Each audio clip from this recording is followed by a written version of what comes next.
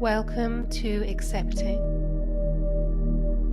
where I guide you to accept all aspects of your beautiful self, embrace your truth, and live your life that way. Hello, gorgeous, and a warm welcome to Accepting. I'm Aline, the acceptance coach. I'm a channel, a mentor, and a coach, and I love to see highly sensitive people and empaths flourish. In this episode, we are going to be diving into accepting your sensitivity.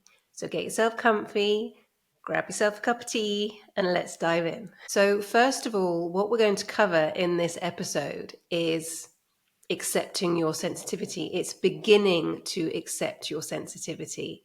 Now, we're going to cover where you may have started pushing your sensitivity away. And when I talk about sensitivity, it's under a very large umbrella. So first of all, I'm going to talk about what can sensitivity mean. Then I'm going to talk about how, as empaths, as highly sensitive people, when we're younger, how there's a possibility where we pushed that sensitivity and those gifts away.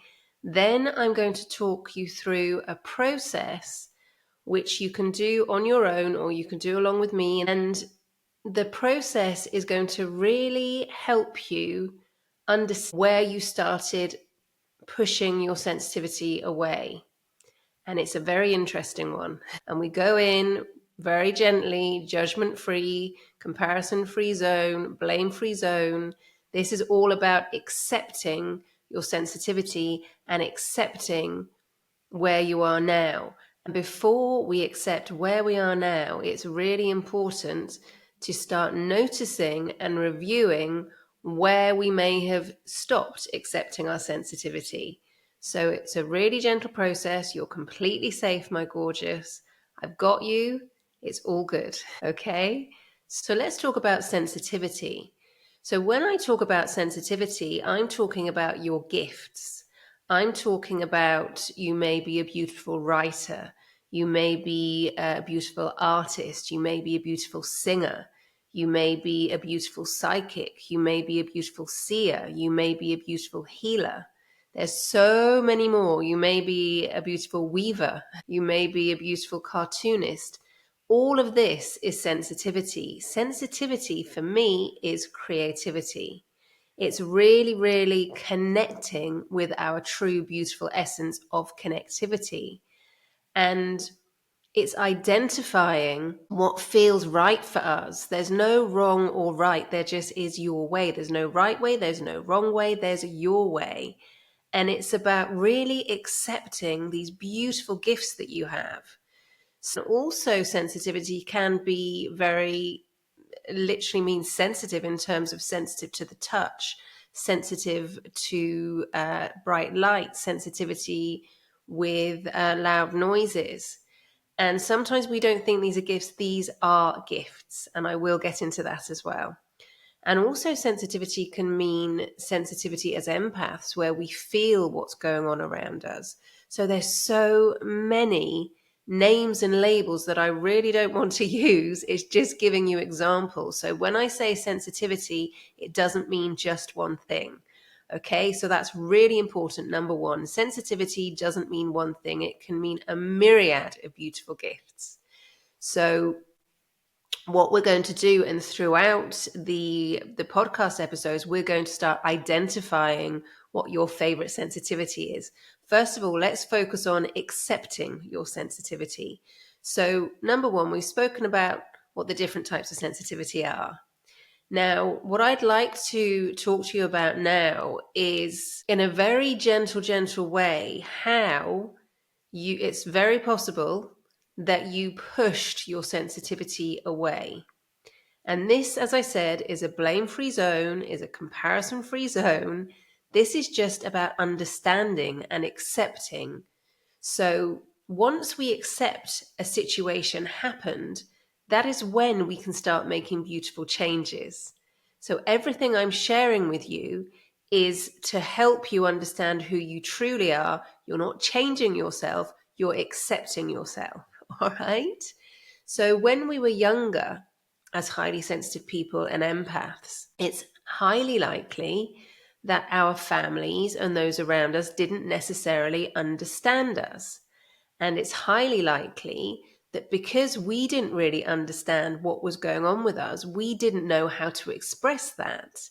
And it's highly likely that when we were on our own, we expressed our sensitivity because there may have been a situation. And if there wasn't, if you were completely held and you had really sensitive mentors and peers and family growing up, that's wonderful. I'm delighted for you.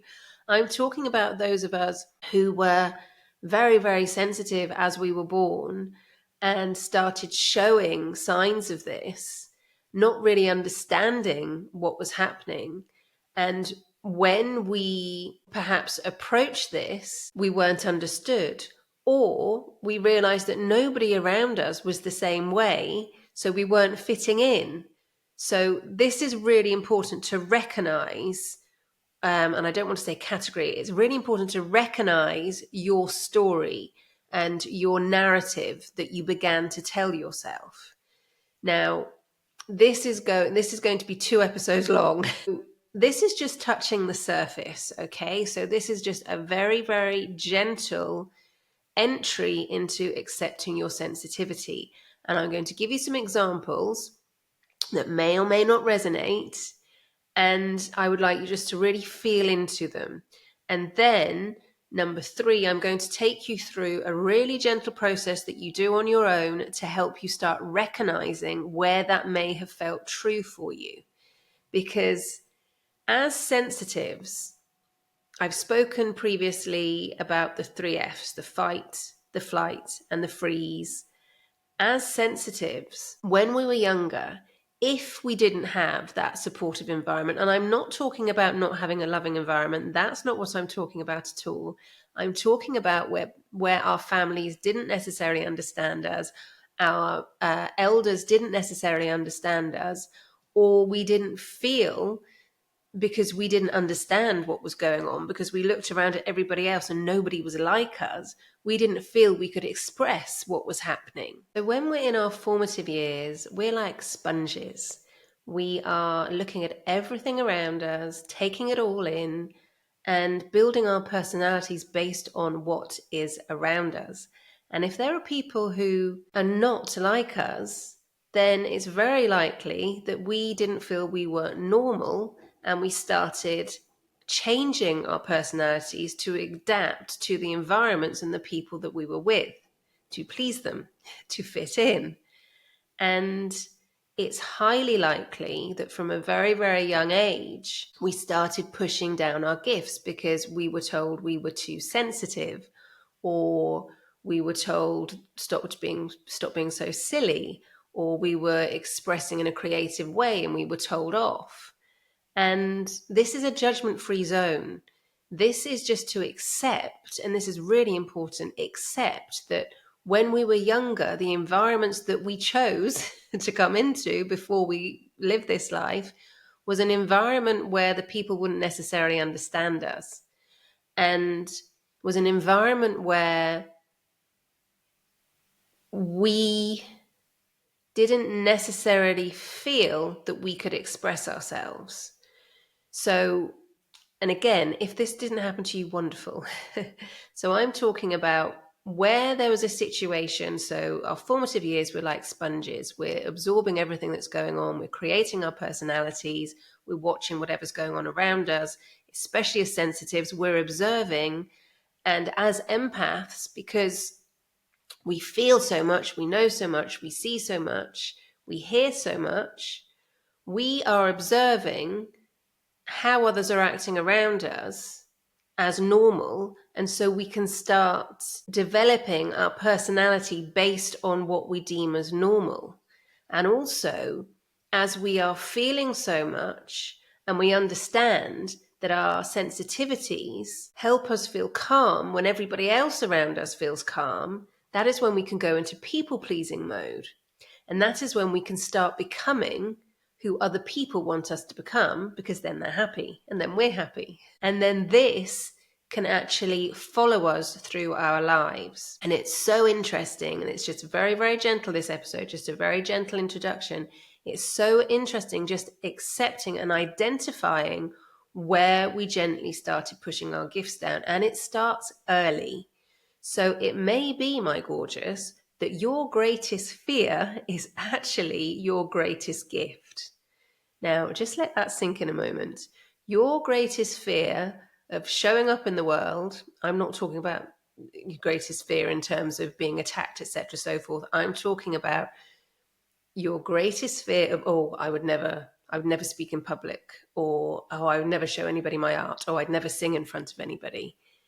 It may be that your greatest fear is your greatest gift. And what happened is, as you were in your formative years and you were expressing and you were enjoying, possibly on your own, you were really enjoying opening up and expressing, that you were told, don't be so stupid, don't be so silly, don't be so sensitive. And when we hear something like that, it feels wrong. So when we hear something like that, as little young ears hear something like that, it's like, oh, okay. Oh, you can't do that. Oh, you can't do that. No, don't do that. So when we hear this, this is imprinted into us not to do this. And our limbic brains take note of this.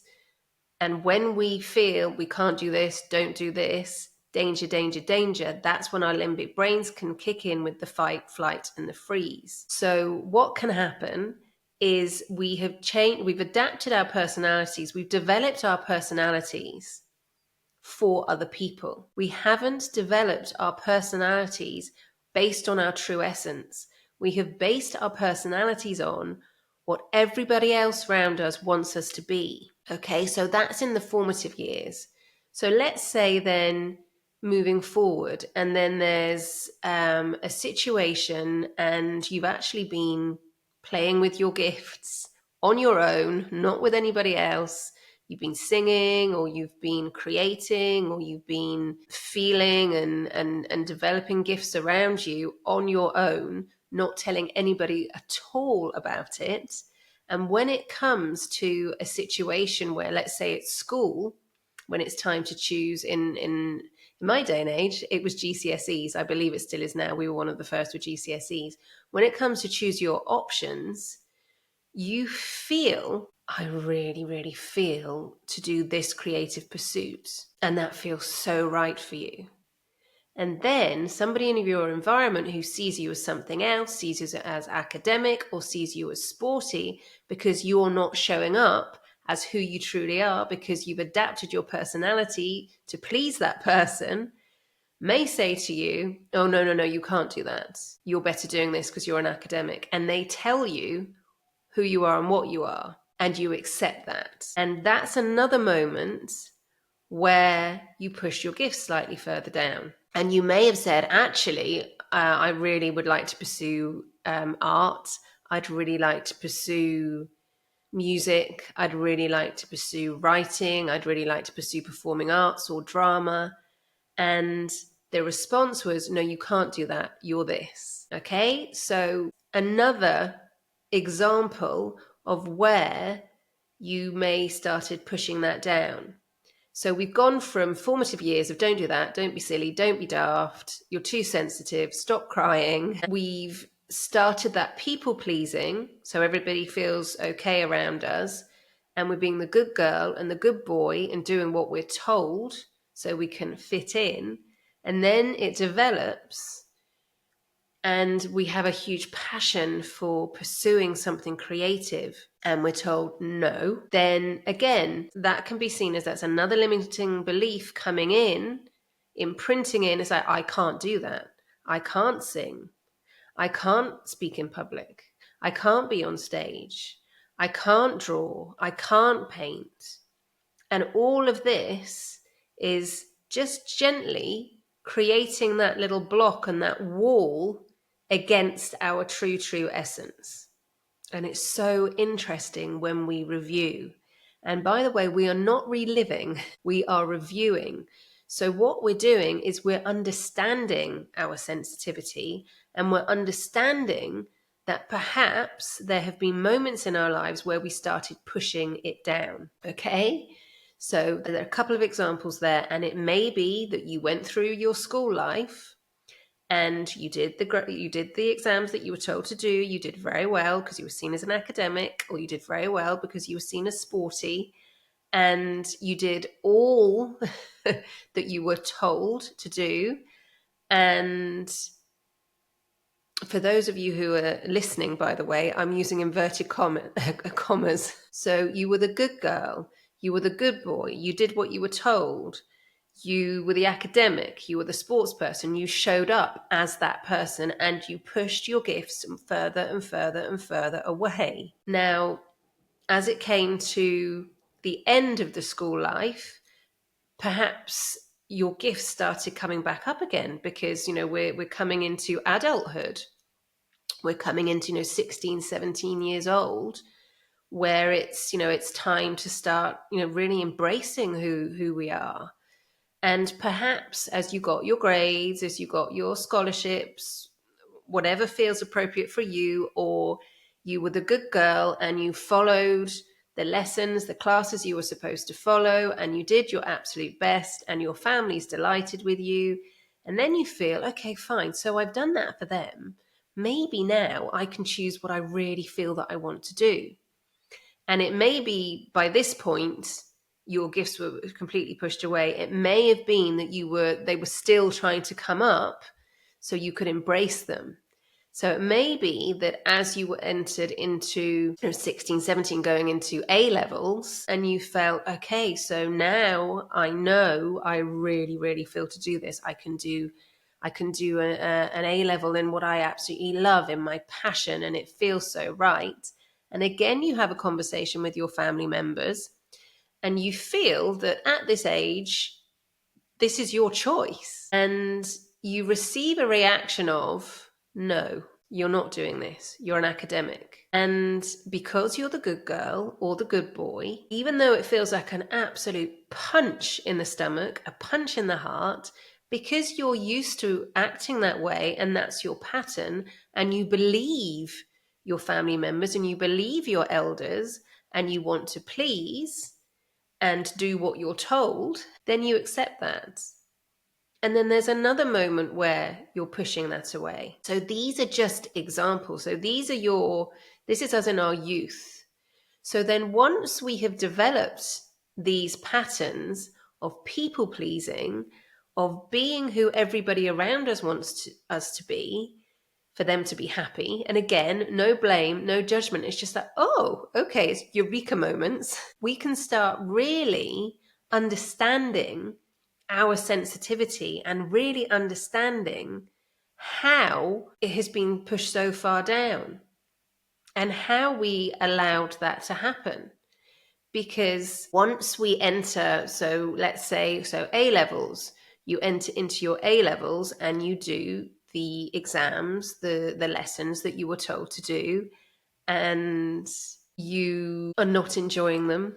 You may rebel, or you may just put your head down, get on with them, really not enjoy them, and, just get on with it and enter into the 9 to 5. Well, this is what I'm here to do. I get a qualification in this, and then I'm going to start working there, or I'm going to continue this into university, or I'm going to continue this into, this is who I am now. I'm an academic. I'm going to be a doctor. I'm going to be a scientist. I'm going to be a mathematician. I'm going to be fill in the blanks. Whatever you're supposed to be, you're going to be that. I'm going to be a lawyer. Okay, so I'm going to be a secretary, or I'm going to be an admin person. Whatever it is, it's just you have accepted that because you studied what you were told to study, and then you continue studying what you were told to study, you're not creative. You don't have any gifts. So you're going to enter the world without creativity because you don't have creativity. You're just going to follow what you're told to do and what you believe, as society tells you, is why you're here. So again, really, really gentle with yourself with these realizations. So once we enter into this, so perhaps you went to university and you carried on your studying. Perhaps you got to the point where you thought, well, actually, there's no point in me going to university. I'm not going to study what I want to study anyway, so there's no point in me going. So maybe you rebelled and you went in a completely different direction. And maybe you started pushing down your gifts with addictive tendencies. Maybe you started surrounding yourself with environments that really didn't serve you, that were a distraction, as in flight. They were a distraction. We talk about the three F's. Flight is distraction, and it was taking you away from who you truly are. Or maybe you just, whenever somebody was creative or an artist, you just, yeah, that's ridiculous. Who do they think they are? Because there was an imprint in you that that's stupid, that that's silly. And you maybe have formed the opinion that you couldn't get paid as an artist. You couldn't make any money as an artist. And I'm talking about artists in all ways, by the way, not just an artist in terms of creating beautiful portraits. I'm talking about artists. The way I talk about sensitivity, I talk about artists. It covers everything. So you may have felt, because you were told to study this, because doing that, that's not you, is stupid and is not going to serve you in living your life. And you're going to fit in with society's norm. You're going to fit in with how you've been told to live. And that's how you live your life. And that's how you're in relationships. So it may be moving forward that you took that fitting in and you took that persona of who your family and who your elders wanted you to be, who your teachers saw you as, who your elders saw you as, who your family saw you as, and you took that persona into adulthood. And you went into the 9 to 5 and you fitted into the university life or the academic life, and you furthered your studies to be who you were told to be. And your creativity by this point, your artistry by this point, is non-existent. And it may be that you had it as a hobby. Lovely. Maybe you kept it as a hobby. And that's wonderful. That's brilliant. It may be that you kept it as a hobby. And it may be that as you kept it as a hobby, it started becoming more and more and more passionate in your life. And you realize, actually, that's really what I want to do. And you started going in that direction. It may be that you didn't keep it as a hobby because you were told it was stupid, because you were told it wouldn't get you anywhere, because you were told there was no point doing that, because you were told you were too sensitive. So the beliefs that you've created have created something in you that stops you from doing that. So anytime there's any opportunity for you to enter into this beautiful, gorgeous gift of yours, you don't recognize it. You don't embrace it. Because when you're told you can't do something, when we're told we can't do something, when we're told no, lots and lots and lots and lots of times, we start believing that.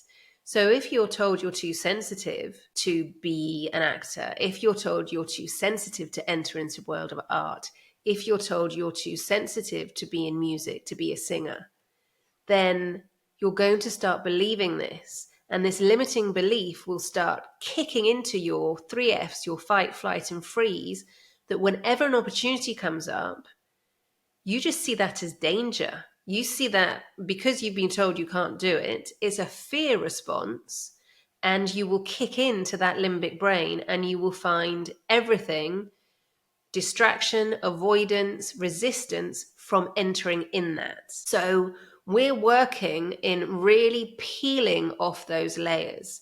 And what what I'd like to really support you in as well is accepting that you chose this life, accepting that you chose to have these experiences. So as you get to where you are now, because there's a reason you're listening or watching this, as you get to where you are now and you realize, I have these gorgeous gifts for the world, it was so important for you to experience what you did, because it's very likely, my gorgeous, you're here to help others embrace their gifts. And with the experience that you've had and the knowledge that you have, you can help others in that situation. And it may be as well that all the experiences you've had, all the growth that you've had, has got you to this place so you can hugely embrace your gifts, massively accepting where you've been, how you got to where you are. So when you're developing those gifts, you're developing those gifts from a place of acceptance, not from I have to, but I choose to. So you're choosing, you're not having to. You're not in a place where, oh, I should have done this, shoulda, woulda, coulda. You're in a place of, actually, I really enjoy singing. I really enjoy writing poetry. I really enjoy music. I really enjoy creating. I love creating this. I loved creating that. I loved having ideas for inventions. And you're doing all of this now from a really beautiful place of acceptance, of being in flow. And that's huge. So it's never too late, my gorgeous. Remember that. It doesn't matter what you've been through. It's focusing on where you are now and really embracing where you are now from a really beautiful, grounded state of flow so you can start developing those gifts. So it's when we have those sort of eureka moments, it's like, oh yes, that happened, that happened, that happened. And although I really felt I really wanted to pursue my passion, because it's come up, in my 20s, in my 30s, in my 40s, in my 50s, in my 60s, I've never felt I've been able to, because I've been scared to do it, or I've thought it's stupid, or I thought, well, I can't do that. When we recognize where it stemmed from, and when we accept that we created these limiting beliefs, we can start changing the narrative. We can start changing the story that we're telling ourselves of who we truly are. And regardless of what our elders and our family told us when we were growing up, they were just trying to keep us safe. They could only be towards us in the way that they knew best. And when we accept that actually by them saying no, they thought it was by protecting us, by them saying we can't do this, they felt that we were too sensitive and they wanted to keep us safe. So it's not a blame game, it's an acknowledgement game, it's an accepting game. So once we get to that point and we get that eureka of, okay, so all these limiting beliefs have built up very, very steadily from since I was knee-high to a grasshopper, then I can start really, really understanding my gifts. And I can start really embracing my gifts and working on my gifts and not just having a hobby, or not just feeling that it's stupid or silly or it's never going to work or who's going to want to see my work. So when we get to that point, that is a gift in itself, and it's changing the narrative. It's changing the story that you've been telling yourself that you're not creative. It's telling the story that you've been telling yourself, oh, I can't do that. It's telling yourself the story that I'm too vulnerable. It's telling yourself the story, I'm too weak, I'm too sensitive, I'm too this, I'm too that, because that's what we've heard and that's what we've begun to accept. Okay? So that's just a very, very gentle introduction to helping us understand where we started building up those blocks against our gifts. And it's not just in childhood, it follows us through our adulthood. So it's recognizing where we may have shown up in a way in relationships, and that can be intimate, that can be work relationships, that can be friendships, where we were showing up how other people wanted us to show up. Okay, so that's for the next episode. So, my gorgeous, I'd like you to be really, really gentle with yourself, and we're not reliving, we're not going into blame, we're not going into, oh, it's all their fault. We're going into reviewing, and we're going to realization, and we're going into acceptance. So the third thing that I would just like to close on is, it may be really helpful for you as you've listened to this, when you go away after this episode, is to get yourself in a really beautiful space. Not be disturbed, have a shower or a bath, and get your pen and paper and just review. And I would say choose 3. You don't have to go whole life story at the moment. Just review 3 moments when you were younger where you may have brought that limiting belief in that you couldn't do something, or where you were told, because somebody wanted to keep you safe, that you couldn't do that. And that's what I would like you to do. Just really gently identify that. And that is all I would like you to do for this episode. In the next episode, we're going to start looking into how those limiting beliefs may have shown up as you've gone into adulthood and through the rest of your life. And again, we're not in judgment or blame mode. We're in accepting mode. All right, gorgeous. So do get in touch with me if you have any questions on this episode, and do be incredibly kind to yourself and compassionate with yourself. Please kindly share if you feel this will help anybody you know. And also, if you are feeling you would like to have any coaching with me on a one-to-one basis, do get in touch and apply for an expansion call with me and see if we're a right fit. Okay, so here's to your self-empowerment. Here's to your self-acceptance. Here is to you living your most fabulous life, accepting all gorgeous aspects of yourself, and really remembering who you were born to be. With so much love, I look forward to seeing you in the next episode. Ho.